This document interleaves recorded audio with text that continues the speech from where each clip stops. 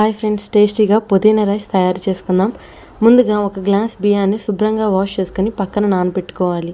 తర్వాత పుదీనాను కూడా శుభ్రంగా వాష్ చేసుకొని మిక్సీ జార్లో కరివేపాకు, అల్లం, 3 వెల్లుల్లిపాయలు, 2 పచ్చిమిరపకాయలు వేసుకొని మిక్సీ పట్టుకోవాలి.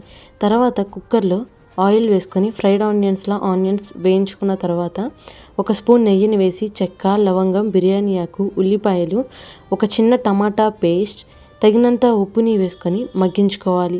దీనిలోనే ముందుగా సిద్ధం చేసి పెట్టుకున్న పుదీనా పేస్ట్ని కూడా వేసుకొని చక్కగా ముద్దగా వేయించుకోవాలి. పచ్చిమిరపకాయలు కూడా వేసుకొని వేయించుకోవాలి. దీనిలోకి 1 గ్లాస్ బియ్యానికి 2 గ్లాసుల వాటర్ని వేసుకొని ఒకసారి కలుపుకొని కుక్కర్ మూత పెట్టుకొని పైన విజిల్ పెట్టుకొని 3 విజిల్స్ వచ్చేదాకా ఉండాలి. తర్వాత ప్లేట్లో సర్వ్ చేసుకొని తింటే చాలా టేస్టీగా ఉంటుంది. టేస్టీ పుదీనా రైస్ సూపర్ ఉంది. Thank you.